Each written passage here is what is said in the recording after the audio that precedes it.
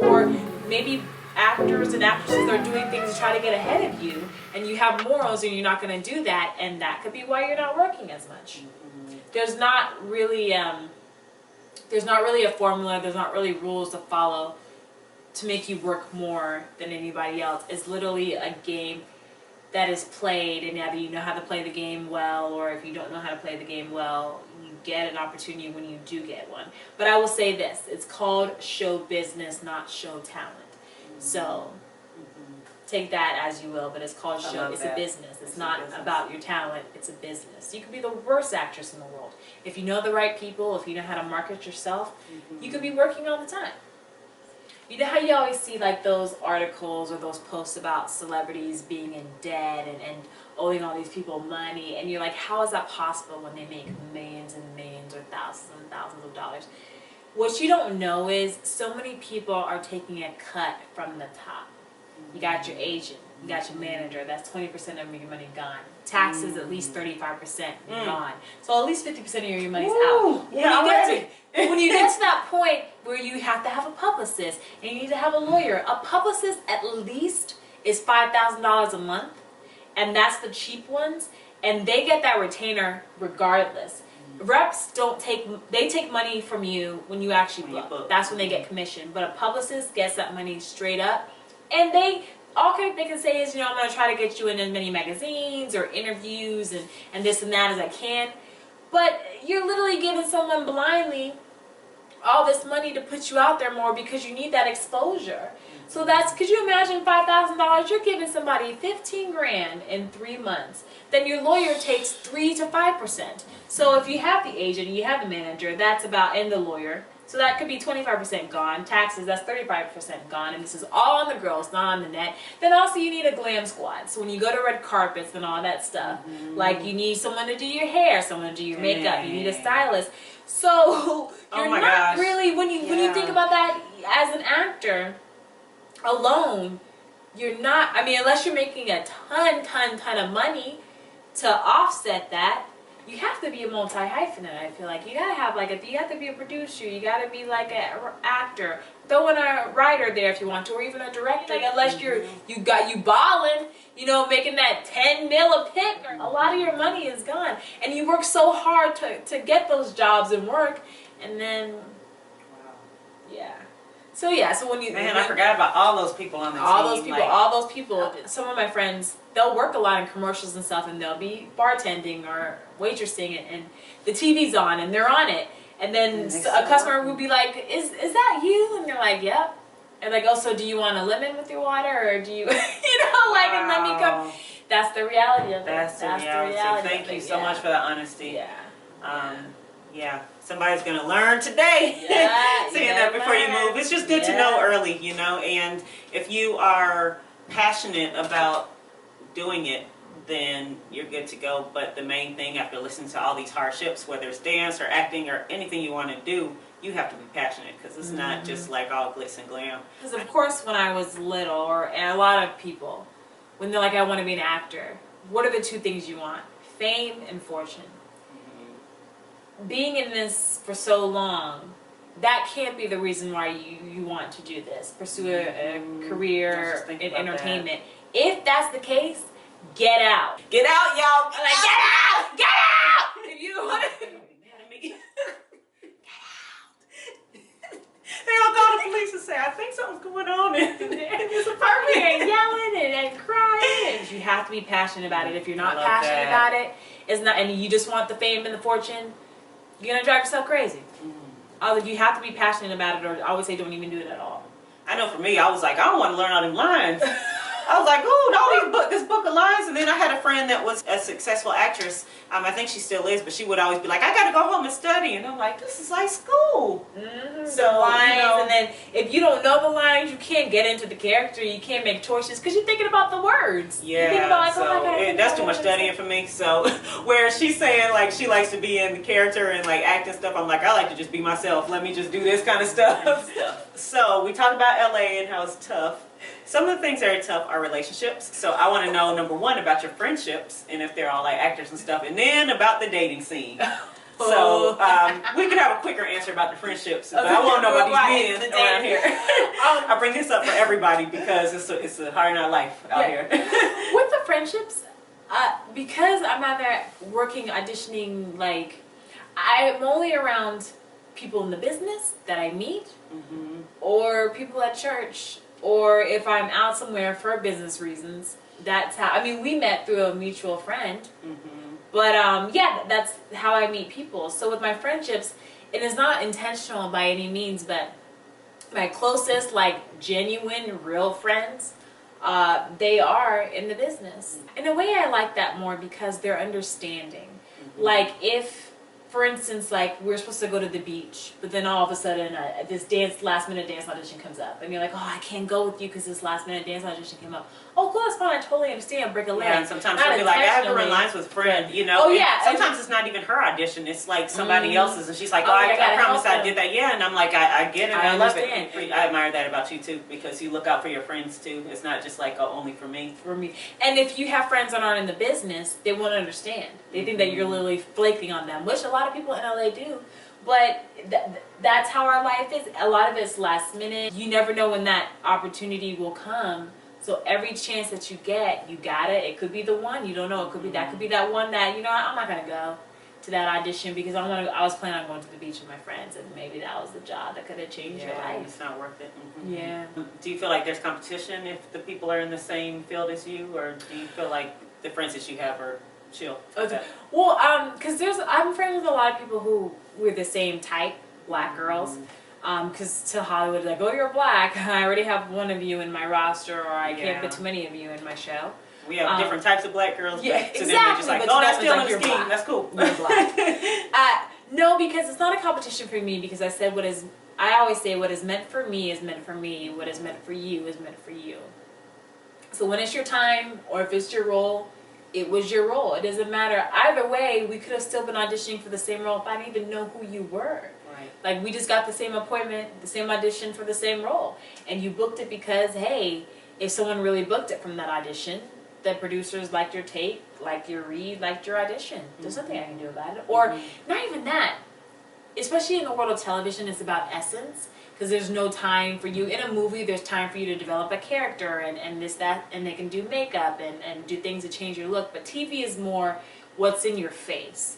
Like, so if you need a serial killer, this person needs to look like a serial killer today so we can put him on set tomorrow. And act like it too. You know what I mean? Like, but I can be that. This is not theater. This isn't a movie. We don't have the time.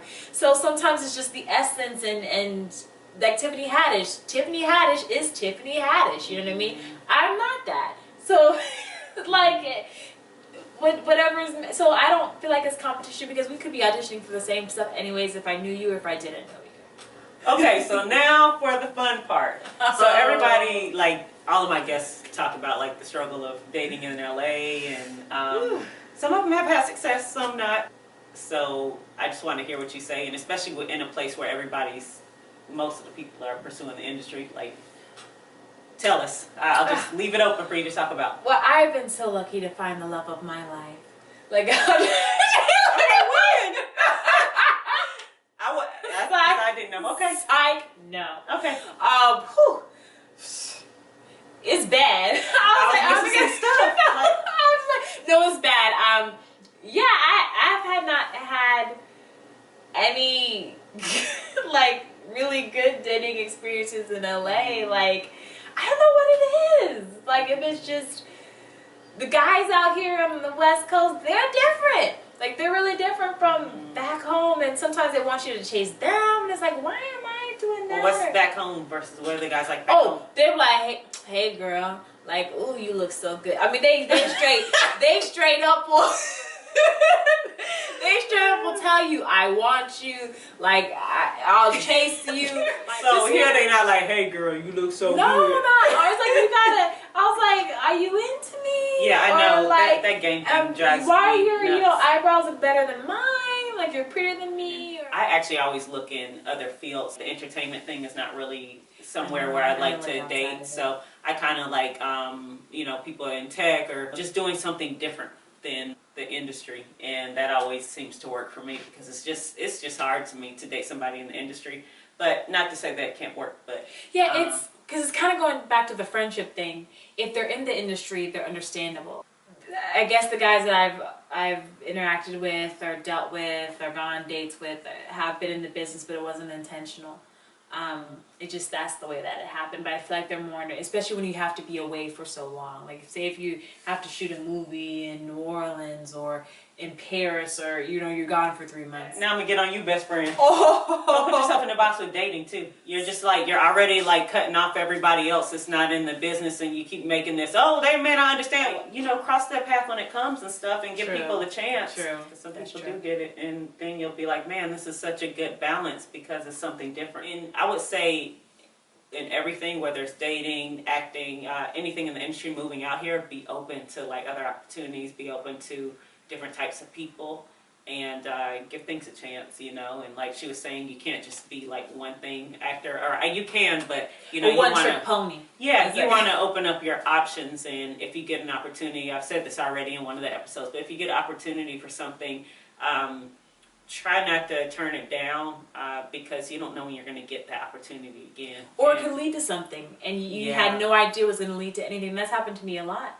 Where it's like, I don't know if I should do this job, and then you never know who you're going to meet on set, or that job led to something else bigger, or to a relationship. And even doing other things besides what you set your mind to do, you may direct something and realize, oh my gosh, like I love directing, or I love writing, and then writing can help you as an actor because you can write any role, any part for you, and act in it, or you just have more liberty and freedom and make more money, like being a writer that could lead to producing, and you just never know. Like, why limit yourself? Don't put yourself in a box. So tell me about Meme Queens. Well, the gist of it, how I came up with the idea is, I would only watch Miss USA, and I'm not ragging on Miss America because those girls are smart and intelligent and talented.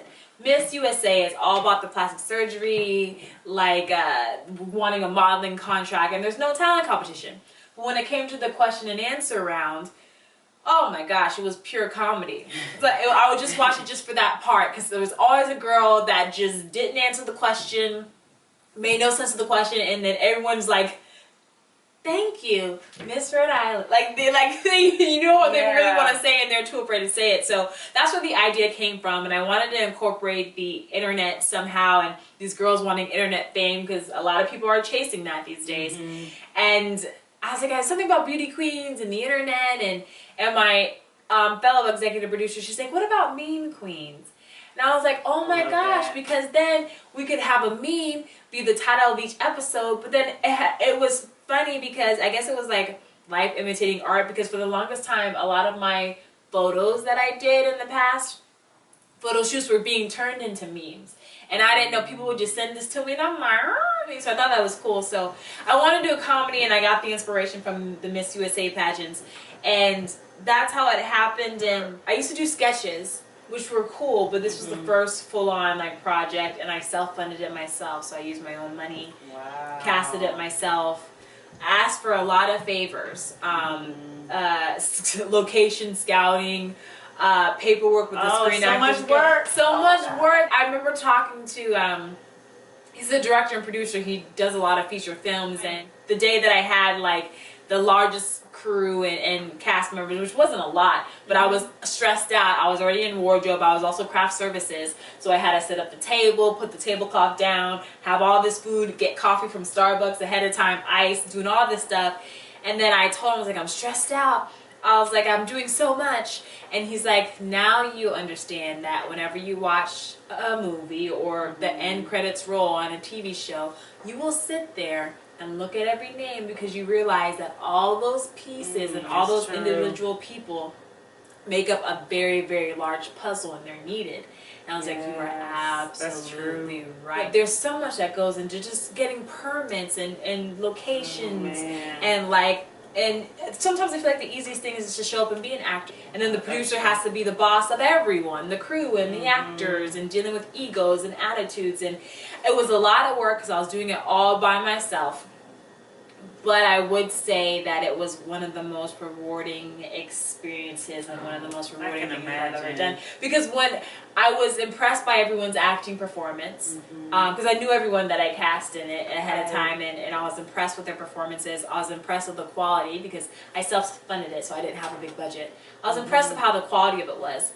And I didn't know how, I just knew that I wanted it to be on some type of platform, but never did I imagine that it would be on Amazon today, that's and on Apple TV, and being associated with Elizabeth Banks and having all these press articles and stuff, and that made it even more rewarding. And that part was a surprise afterwards. I just knew that I wanted to get this out, get it distributed on some platform, and how as many but it's people on see it as Amazon. possible. Like I was watching it. I'm like, I'm watching it. And you know how you have those naysayers like, oh, but you need wardrobe, you need this, you need that. I'm like, that costs money. I was like, I can keep track of everything. It's a lot. It takes a lot of preparation and planning, but it's never impossible. It's never impossible. And then you also sometimes have to pick priorities or something. I don't know. Or what? Like I would say for me, seeing something through and carrying it out completely is more important to me than not putting anything out at all. I would say if you have an idea or if you want to do something, don't be afraid to do it. Like don't let people discourage you and whatnot, because practice makes perfect, and don't worry about how it's gonna be, how it's gonna turn out, because you may have to do something 3, 4, 5 times until you actually know what you're doing. You need the experience. You don't expect it to be perfect. And also be careful how you treat people when you feel like you're at the top, because you're not going to stay there. And when you fall like down, when you fall, you're going to see them same people on the way down, or you don't know who the person that you're sticking your nose up to or talking down to or looking down upon.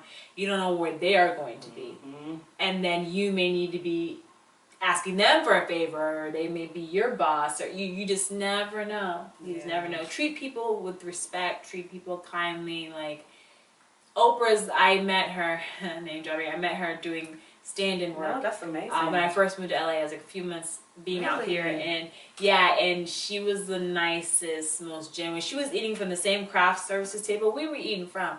I'm like, you Oprah, you eating trail mix like us, taking the plastic spoon out and put it in your hand. Like, no, but even how she treats She's like, people. don't worry, I'm going home to some. Well, she did fly her airplane into where we were at in Long Beach. But she still ate y'all's trail mix. Yes, and took us to lunch and all that stuff. But to be a billionaire and to treat people like human beings and being nice, and if Oprah could be that way, we all can be that way. Yeah, that's true. Yeah.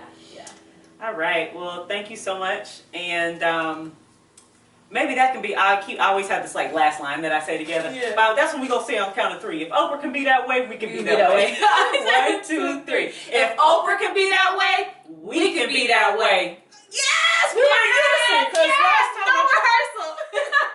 I be doing this when other people be all offbeat, and I'm like, right. oh, If Oprah that way. Yes, thank you so much, Jess, and thank you guys for watching. Have a good one.